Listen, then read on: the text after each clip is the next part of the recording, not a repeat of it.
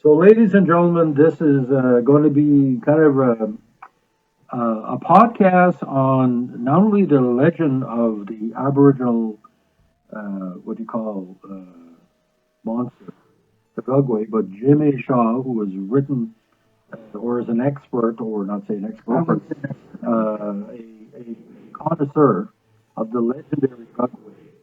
Now, in one of his books that will be published in the future, Jim is going to be using Gugwe as a main plot point. So, Jim, let's talk about the book and talk about the legend of the Gugwe. I'll let you take over. I think the only expert for the Gugwe, they end up as Gugwe crap eventually. I started the whole idea of this story. It was originally going to be a story of the Sasquatch. Um, for our American friends, Bigfoot. Sam Squanch. Yes, for our trailer park. For a trailer for a boat. Sam Squanch. Sam Squanch. And I started researching all this stuff a good 5 years ago. Probably, yeah, about 5 years. And I've watched every video I've gone through. And eventually you get to learn stuff about these things. Because you get to learn who knows what they're talking about and who's a blowed up peckerwood. And I started listening to the ones that know what they're talking about. And the more I researched about the Sasquatch, because I have a mind that thinks thriller type thing. And that's why I write a lot of thrillers.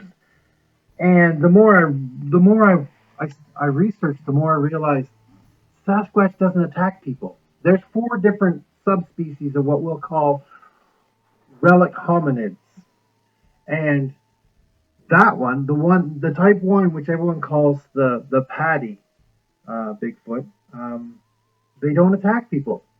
Uh, so I started thinking, but wait, there are lots of people who get attacked, and they tell the terrifying tales of these things that just shatter their world.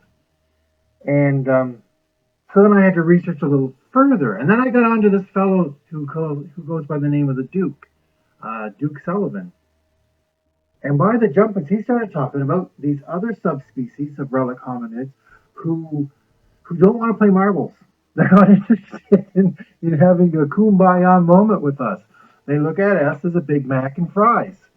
And I thought, there you go. And I wanted to do, originally said, okay, I'm going to do the Wendigo Janoskwe. They're the same creature, just one happens to be Canadian, the other one happens to find himself living in the States, but it's the same creature. I started researching these guys, and I thought, whoa, these guys are terrifying. I mean, the natives built walls around their villages to protect themselves from these guys. And you know how you get so far down the rabbit hole? I'm going to beat the band. I'm getting deeper and deeper into this rabbit hole. I never found Alice. But anyway, then I started learning about the one they called the face eater.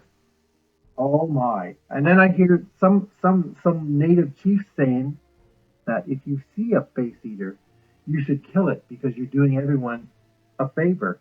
Most creatures, the type ones, when they are in the vicinity of a face eater or the Gugwe, they make sure they're no longer there. They leave. They're scared of these things. And I thought, there is my monster. And there's no other way for us to describe the Gugwe other than the fact that it's a monster. And then I started reading these accounts. There's an account from the 1800s in a newspaper, and they capture one. And the European guy that was leading, the big girl shot, big, hero with the big S on his chest, leading these native guys to catch this thing. And it took 6 of them to wrestle it to the ground once they shot it in the leg with a 12-gauge shotgun. They wrestled it to the ground, they tied it up, and they brought it out. And the guy, he described it as looking like a giant baboon. And I'm thinking, well, that makes sense. Because I had also, I became privy to the Beast of Seven Shoots, which is in Quebec, not too far from me. And they've got this guy was just taking pictures, and in one of his pictures, lo and behold, there is a Gugwe. And it's a pretty weird looking creature, and it does have a big beak. In Ontario, they call this creature the bear man for the obvious reason. It has a muzzle like a bear or a dog, or AKA a baboon or a mandrill, and it's huge. Everyone describes this thing as 10 feet tall. I've never seen one, but I'm going to roll it back to to one of the reasons why I've always been interested in this thing is I like to go fishing, and I will just follow a brook for miles and miles. And I'm in the middle of nowhere, and I'm totally, I'm zoned into catching the trout. Well, on one particular occasion, one afternoon, because I used to start early in the morning, and I would probably finish my fishing trip about 2, 3 in the afternoon when I start walking out. Well, here I am at the brook, and I'm in this area where there's a ledge. Because if you know New Brunswick, we have a lot of ledge everywhere, and there's these ledge and trees on top, and I'm sitting there trying to get this fish. And next thing I hear this doop doop doop doop plop, and it was a rock. And I said, wait a second. There's first of all, there's no wind, and I'm looking at the ledges. And I'm thinking, well, there's no way those rock is gonna. A rock would fall, sure, but not fall through the air like you toss it like a baseball.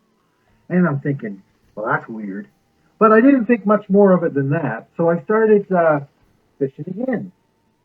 The next thing I know, ooh, plop, there's another one. I'm going, what the hell? And the hair on the back of your neck will start to stand up when you get this weird feeling. My advice to any of you people is that's your gut telling you to get out. So I kind of boogied off and got out of there. And then I'm very vocal. I've got no problem saying, let's talk about Bigfoot. And well, you get people that laugh at you, but you sometimes when they know you're serious and you're not interested in making fun of them, they'll open up to you. And I had one fella. Now this guy, he hunts the way I go fishing. He just wanders for miles. And this guy said he was out on Old Irving Road. He was out in a cutting area, and he's sitting down by a stump, and he's got his pack open. He's got his rifle, a little ways from him, and he's about to have his lunch. And all of a sudden, he gets this feeling he's being watched. And he looks across the cutting, and he sees this face almost at ground level looking at him. And he said he got freaked out, and all he couldn't eat or nothing. All he could do was pack up his pack, pick this rifle, and he just boogied back out. So these things are happening. They happen everywhere. The problem with it is people don't want to talk about stuff for fear of ridicule. Ridicule me, I don't care. So I have always had an interest in this thing. So when I decided to write the novel, of course, once I learned that a patty's not the And the name of the novel, you said? Oh, I didn't say the name of the novel, but I'll tell you, the name of the novel is Gugwe, Big Trouble of Whistling Creek, or Whistling Ridge. Whistling Ridge. Yes, Whistling Ridge. And it's a bunch of guys that have had a run-in with a local drug kingpin, and he beats the Jesus out of one of them, and tells him he can't sell drugs. I mean, that's his stuff. So these guys, they're the ever entrepreneurs, decide that they want to make money some other way. So one of them hatches the plan that they're going to go out in the middle of nowhere, and they're going to brew moonshine, and they're going to bottle it, and they're going to come in and sell it. I mean, that's a perfectly legitimate thing to do. So these guys are going out in the middle, and they pick this spot. Well, one of them picks the spot. David does. Picks a spot called the Whistling Death Ridge.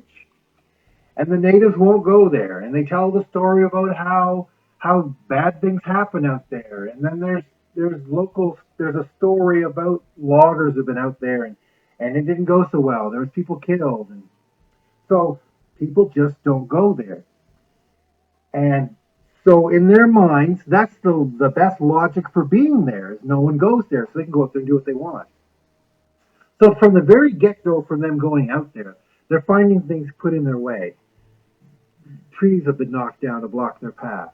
When they get out there, they find that their campsite, which David had spent a week prior getting organized and built and ready, has been ramshackled and in some places destroyed.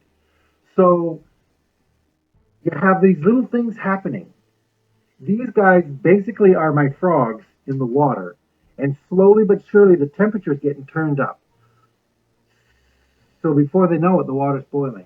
Because before they know it, things build on things, build on things, build until one of them actually goes missing. And then it goes from there because then they have their run-ins with the Gugwe.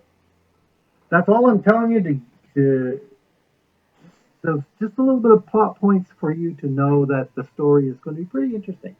Now, talking about this, there's previous podcasts that Jim did on the Gugwe, and the response has been tremendous. We'd like to thank the more than 1,000 people that have taken time to listen, to comment about the Gugwe legend. Jim, what do you think, especially internationally, the Gugwe is so popular with people that believe in these types of things? Well, it's primordial.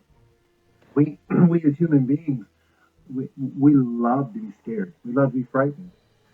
And what's more scary than us thinking we're the kings of all that we survey, and yet how we've dominated every creature, and yet collectively in our subconscious, clear back to the Stone Age, we know there's something out there that dominates us, something out there that views us as nothing more than a Big Mac and fries.